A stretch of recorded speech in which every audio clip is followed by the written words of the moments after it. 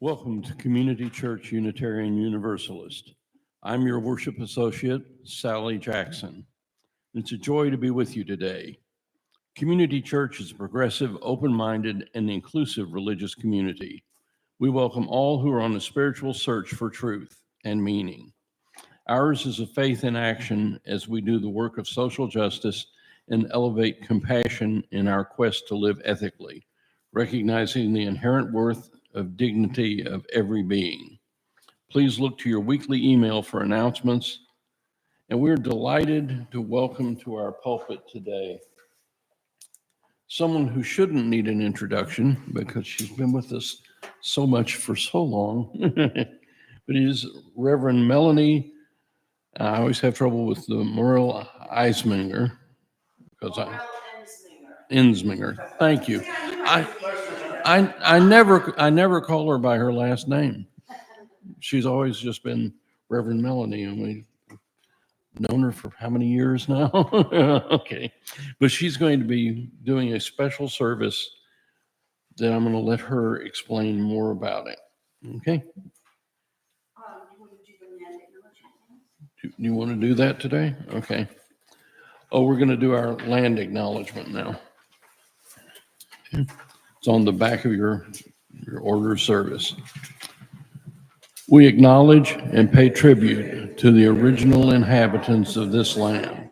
The city of New Orleans is a continuation of an indigenous trade hub on the Mississippi River, known for thousands of years as Wabancha. Tribes that have lived on this land include the Caddo, the Natchez, the Choctaw, Chittimanca, Homa, the Tunica, Biloxi, Akatapa-Ishtak, among others. We recognize that as a result of broken treaties and involuntary removals, Native Americans were often forced from their lands. We remember and pay respect to the communities impacted by these actions. Native peoples have lived on this land since time immemorial, and the resilient voices of Native Americans remain an inseparable part of our local culture. With gratitude and honor, we acknowledge the indigenous nations that have lived and continue to thrive here. Well, welcome to our jazz funeral for 2024. We are a small but mighty group. I'm reminded of a story that gets told in seminary about a young minister sent to serve a congregation, and on that minister's first Sunday, only one farmer showed up. And the minister was like, "What do I do?" And the farmer says, "No matter how many cows show up, I still feed them." So I hope you're fed this morning. I first wrote the jazz funeral service when I was serving in Chattanooga. I think I was in a fugue of homesickness. We didn't have a live band in Chattanooga, but it's wonderful to be back home in New Orleans and to have a live band. I'm grateful to Community Church. I hope all of y'all find this ritual based in our New Orleans cultural heritage a balm for your soul after yet another challenging year, and that it helps lift your tired spirits. This service offers opportunities for reflection on the past year, a chance to bury whatever was negative or hurtful to us in 2024, and looks forward with both hope and joy to the new year of 2025 now before us. Yes, no matter what. The tradition of the New Orleans jazz funeral developed in the late 19th century, combining European and unique American musical elements combined with a distinct African sensibility. It can safely be said that the custom could have arisen nowhere else in America, or the world for that matter, for nowhere else but here was there quite the blending and fusing of a gumbo of cultures that gave birth not only to the jazz funeral, but to jazz itself, as well as to blues, rhythm and blues, and even rock and roll. Although today in New Orleans, almost anyone can be honored with a jazz funeral, originally it was strictly for the Black Creoles. In New Orleans, the term Creole refers to someone whose heritage is from France or Spain, but who was born in Louisiana. There are both white and Black Creoles, many of whose families are interrelated. For example, in my family, I'm white Creole on my father's side, and then one of my sisters married into a local Black Creole family, some of whom had been passing for white since World War II. In the decades after the Civil War, insurance and burial societies sprang up among recently freed people of color with easy payment plans that allowed even the poorest family to afford a proper burial for its members, complete with a band of musicians to give the beloved dead a good send-off on the way to and back from burial in one of the city's above-ground cemeteries.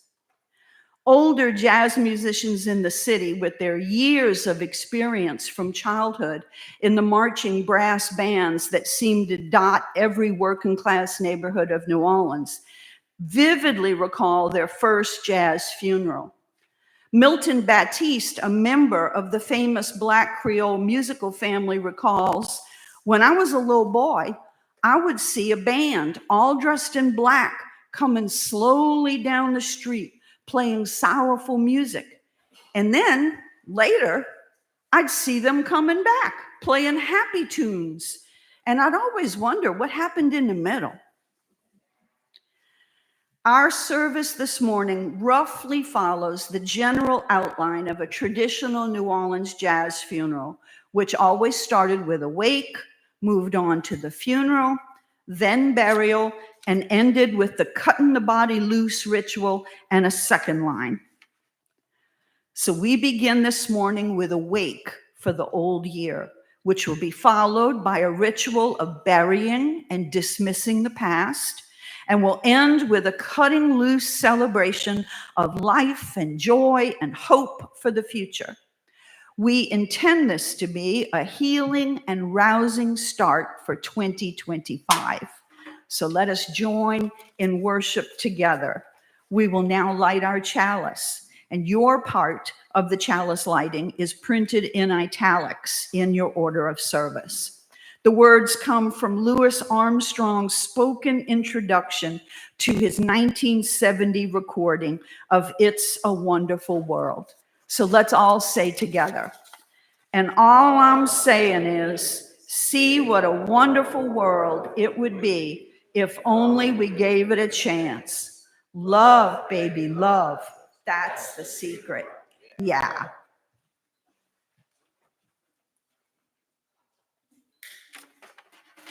Our opening hymn is "Down by the Riverside" in your hymnals at number 162.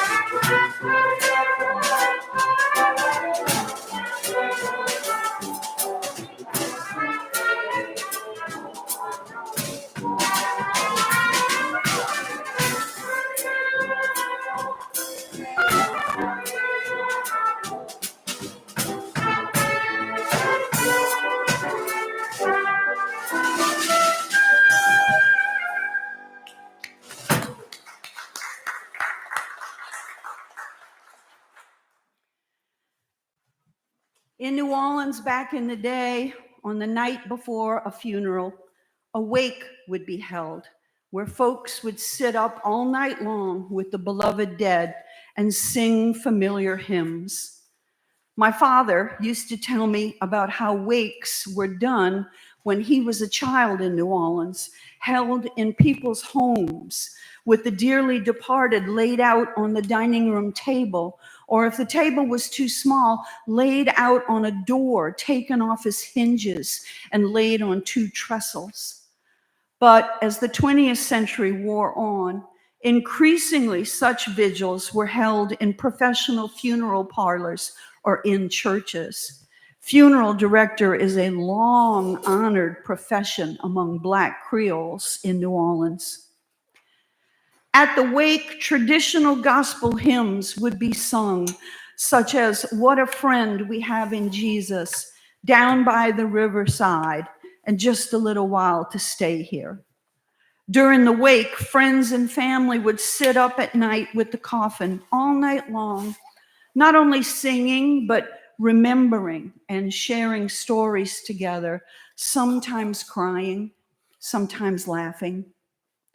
Sharing stories is healing and helps us deal with grief, which is why it is so often a part of our Unitarian Universalist memorial services. In recalling and sharing stories, the burden of grief and memory is laid down, becoming not solely an individual problem, but something dealt with in love, in community. Keeping pain inside is isolating. Sharing pain is both liberating and healing. Now, as you listen to the next hymn, I want you to think about what burdens from the past year that you wish to lay down. You're going to be laying it down on the little slip of paper inside of your order of service, but you don't have to write on it now. Just be thinking about it. Following the hymn, there will be a prayer for our losses. We'll share candles of joys and sorrows, and there'll be a meditation on the old year leading up to our ritual of burying the past. And we're ready for the next hymn.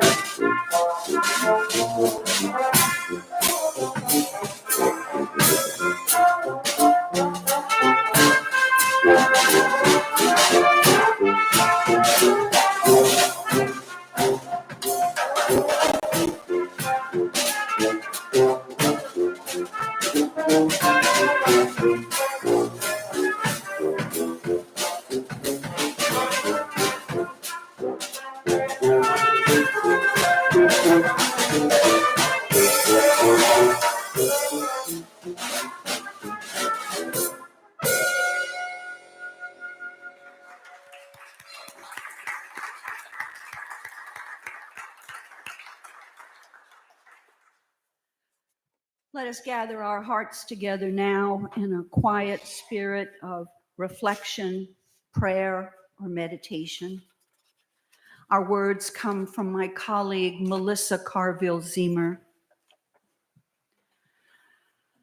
O love that will not let us go, witness with us this morning just this one page from the vast catalog of our losses. The people, millions of people, some known to us intimately, some casually, and all the others we know not, except to know that every single one of them was beloved. We grieve the wars and conflicts that kill so many thousands of innocent lives, non-combatants, women, old people, children, and babies. We grieve people whose final moments were filled with pain, hunger, fear. We grieve the death of so many precious lives, however it was that they were lost. We've juggled and pivoted and adapted so many times. We are tired and weary. We grieve that our healthcare systems are both overburdened and understaffed. Listen, it is all too much. We are only human. We grieve the loss of patience in ourselves and in others, and the loss of resilience for dealing with the ordinary frustrations of life in community. We grieve the loss of beloveds who have drifted away from our communities, children and families and individuals, even though we worked so hard to help people stay connected. Come to us, everlasting love. Remind us to come to you. Help us to come to each other. In the midst of so much loss, may our coming together be both a balm and a blessing. May this be so. Amen. And now let us focus our hearts and minds on those among us in our church, in our community, and in our world who need our attention and care. It's also the time that anyone watching on Zoom, over the internet, can let us know that they have a candle that needs to be lit. Just let me know about your candle and I'll light it for you.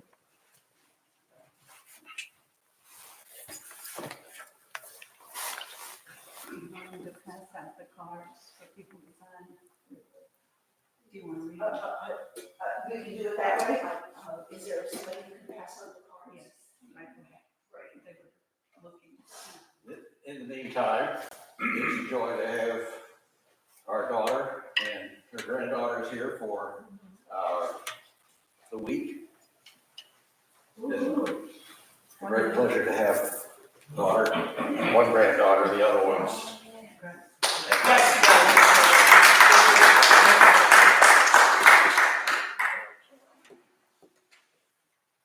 These are for winding down and they'll get out. If you have anything to say.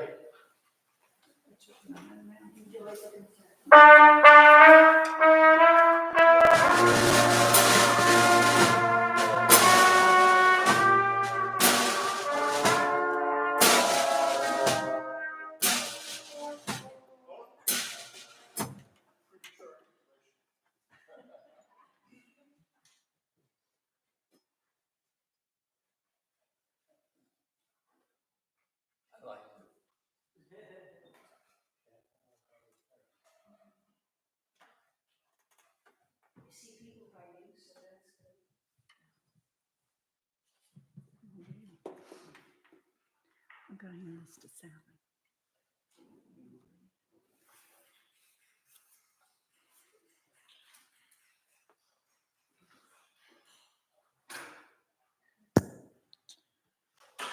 This is joy at seeing our beautiful sister, Dion, at church today. Hi, Dion.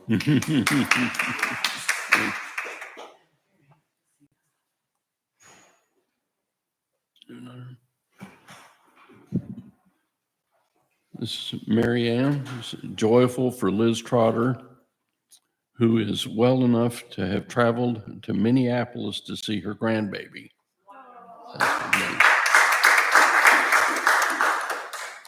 Please light a candle for good health, mine and others. 2025 is the year we all defy the limits of medicine with healing. Joy to Camille Simpson as she passes to the next realm, and peace to Mike Godfrey and family. I believe that's all we have.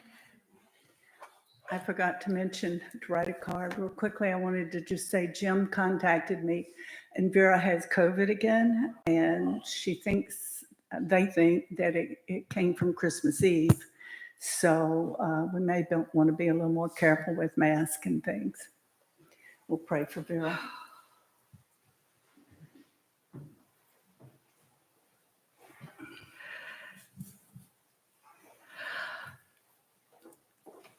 For all of these and for the joys and sorrows that remained unexpressed, we hold out the love and care of this community of liberal faith.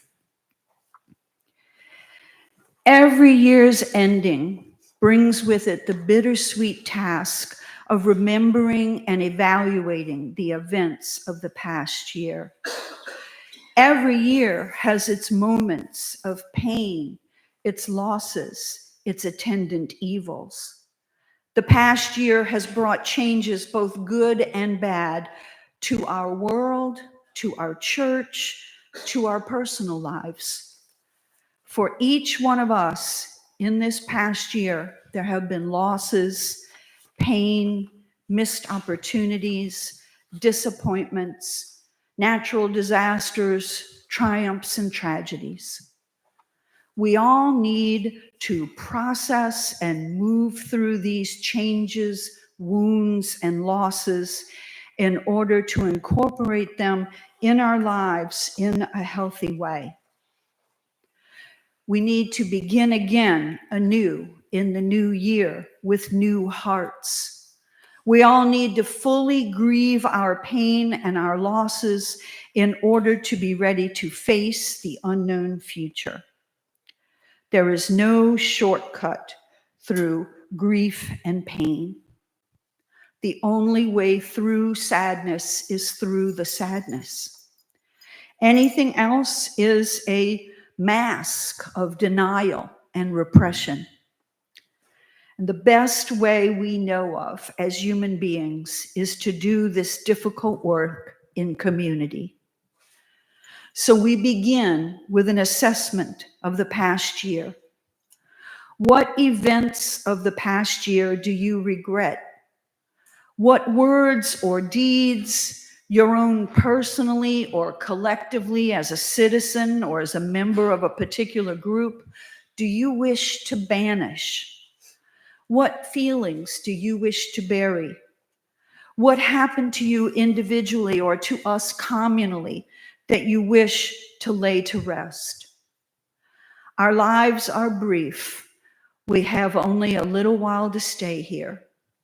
We should not carry emotional pain forever. What burdens are you willing to lay down? We're going to take a few minutes of silence to review the past year and to list our burdens on the small piece of paper that you've been given. If you need more room, you can go on the back. And then when you're done writing, a hymn will play, and you'll be invited to come forward and place your burden to be buried in our small coffin on the table.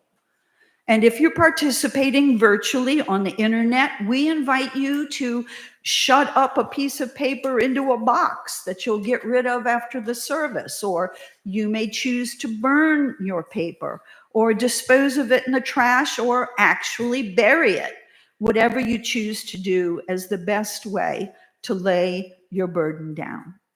So just a few minutes of silence. Melanie, could the reader members pass out pens or pencils for those who don't have any? I bet you they could, and I have a couple up in here. Thank you, Dion. No, sweetheart. Anybody else need any? Thank you. Marilyn's passing some out. Okay, great.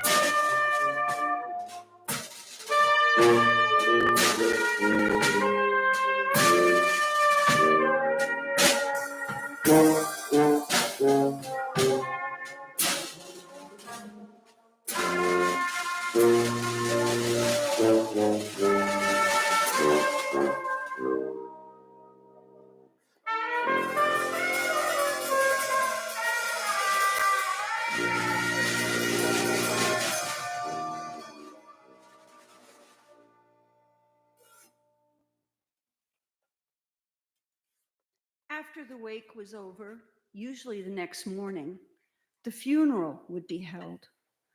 The body, reverently and tenderly laid in the coffin, would be carried out from the home or the funeral parlor, and with great dignity brought through the streets of the city to the church.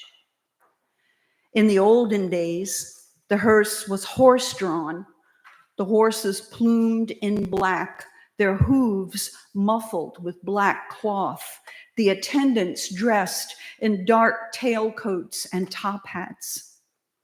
Nowadays, the hearse is usually a long motor car, and the attendants wear plain and sober business suits, but the feeling is the same. The brass band follows behind in slow lockstep, playing mournful dirges with the family and friends behind them, all moving slowly and sadly, doing what in New Orleans is called the slow drag in time with the music. The funeral would follow a traditional pattern. The dead would be eulogized, familiar hymns sung, and hopes for reunion in a better world would be expressed. There is an old hymn out of the Black gospel heritage that is enshrined in the UU hymnal, but not often sung in UU churches. Precious Lord, Take My Hand was a particular favorite of Martin Luther King Jr., and it was played at his funeral. If you saw the movie Selma, you saw Martin Luther King late one night in an agony of decision-making, calling Mahalia Jackson at home and asking her to sing it to him over the phone. The hymn's writer, Thomas Dorsey, was famous in his day as a secular blues musician, and he was often on the road playing honky-tonks and juke joints and living the life of a rascal. On one such trip, he got word that his wife had died in childbirth and the baby had died too. Dorsey wanted to die himself, and in his pain and grief wrote this hymn. This is a song for anyone who has known despair and sadness, but who somehow finds hope. Precious Lord, Take My Hand is number 199 in your hymnal.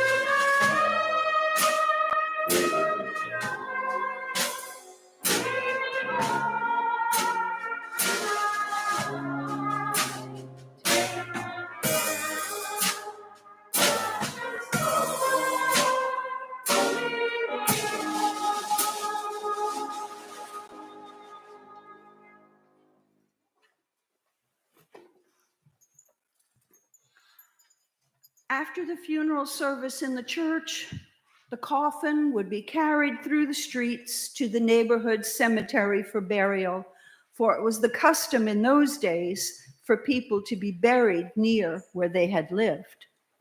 Even today, in the older neighborhoods of New Orleans, it's not unusual for small cemeteries to be scattered throughout residential areas, some of them now considered historic, but still occasionally used for burials for people who had generations of family there. Once more, the band would gather behind the hearse, and once more, the immediate family and closest friends would follow, grieving and slow, and they would make their way to the burial ground. Much as we would like to, we cannot literally bury this little casket containing all our burdens from the past year. So instead, let us now imagine that we are slowly following behind this casket as it makes its way to the cemetery to be buried. Inside of it are all the aspects of our individual and communal lives that we have collected, that we now wish to bury, to dismiss, and leave behind us to prepare for the new year. Let us imagine ourselves to be the mourners of the past year, walking through the streets of the city, ready to bury the past.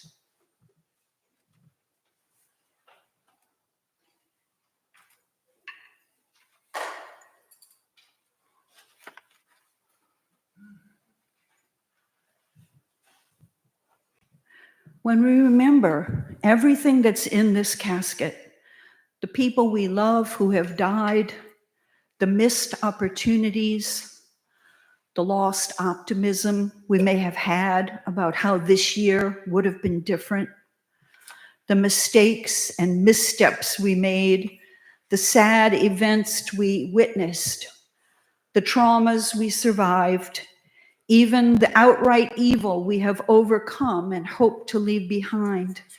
We may be grieved, we may be sad, we may even be angry. But we also feel a glimmer of hope that we can overcome the burdens and obstacles that life places before us, that we can find the strength and courage to go on. We recall to memory the heroes and heroines of the past year and the far past, all those who have gone before us, our ancestors, those related to us by blood and those we have chosen for ourselves, whose shining examples show us the way forward. They shouldered burdens heavier than ours. They faced challenges we can only imagine. They endured hardships beyond what we now know. They prevailed, and they passed to us a legacy of hope and courage, examples of human life well lived in the face of challenges. We remember them, and we resolve to honor them by living lives that might serve as a model to those who will come after us. Our next hymn, written in 1900, just as the hopes of Reconstruction had been dashed, has been called the Black National Anthem and expresses poetically how Black people have overcome despair despite all obstacles. It's an honor to have it in our hymnal. It's an honor to be able to sing it. Number 149 in your hymnals.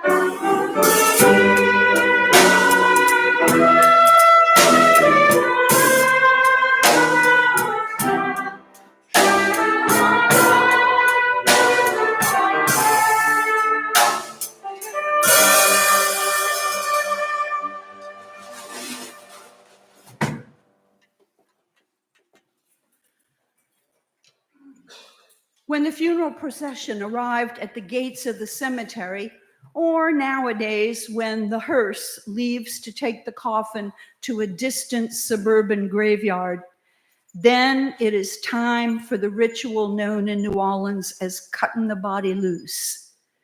As the coffin is lowered into the grave or shoved into the burial vault, or as the hearse drives away, the grand marshal of the brass band lifts his baton and gives the signal that the body has been dismissed.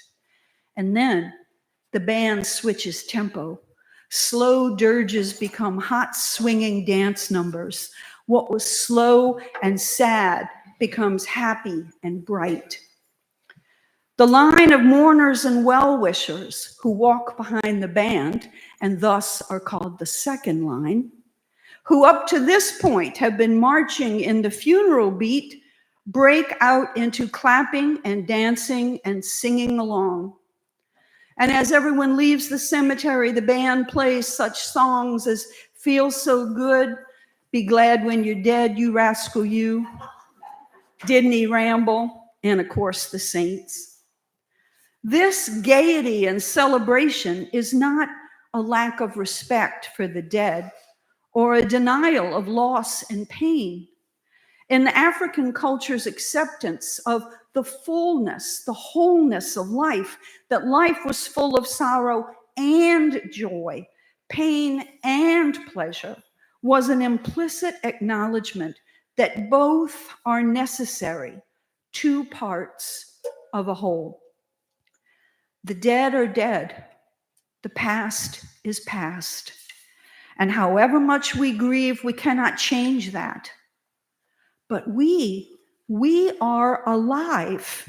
And in that life lies joy and pleasure and potential and opportunities to make a better future. This is a deep wisdom that New Orleanians have always known and that all of us need. We too grieve the past and yet move forward with hope and joy. There is so much to be thankful for. This community of faith, not least among them. We have each other. We have our beloved church. We have our faith siblings in other parts of the city and the state and our country. And we have the bounty of our Unitarian Universalist faith tradition, which always calls us forward. Together this morning, we have buried and dismissed the burdens of the past, and we begin to celebrate hope and courage in song and prayer. We are here because of the love and commitment and gifts of those of the past. Now let us contemplate the future that lies before us, the future that is still ours to shape, as we listen to the music of a joyous send-off. In faith and hope and joy, we now take up the offering for the life and work and future of our beloved community.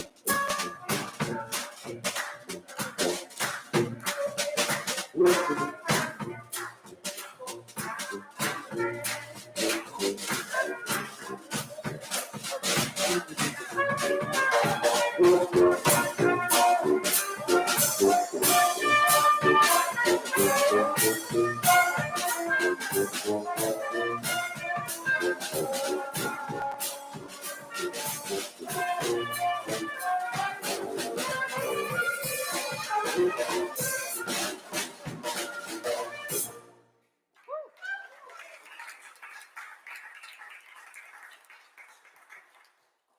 join our voices for our words of child's extinguishing, which you'll find in your order of service. We extinguish this house here, that it might go gently in our hearts. May light your path as you leave this place. May it guide your way until we are together. In this service, we have shared together our sense of pain and loss and fear and dread, as well as our hopes and joys as diverse people of one community of liberal faith. We have walked through our pain. We have dismissed the past. We have laid down our burdens of grief and shame and guilt. We have sung of courage, and we have lifted our hearts in hope to see our way into the future, whose outlines we can but dimly see, but whose shape is in our hands.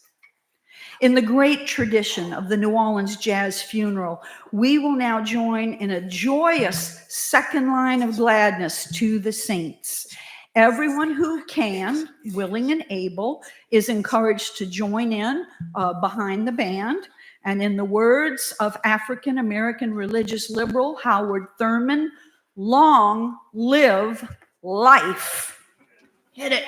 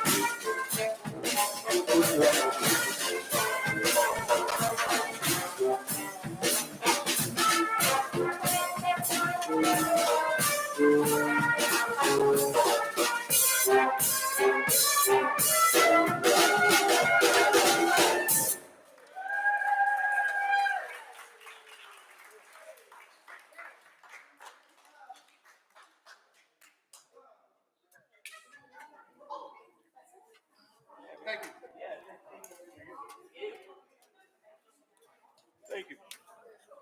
Always good.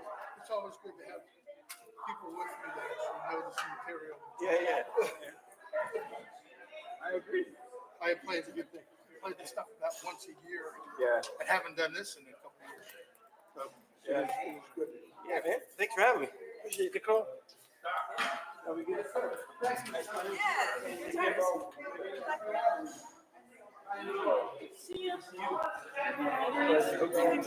you on the thing with Katie Rogers? Do you usually do that? Twelfth night. Yeah, she don't call me. She was always mad. Can we get to play one too? As I expected, they gave me a check. When it hits my account, I'll send it to you. If you can send me your Venmo.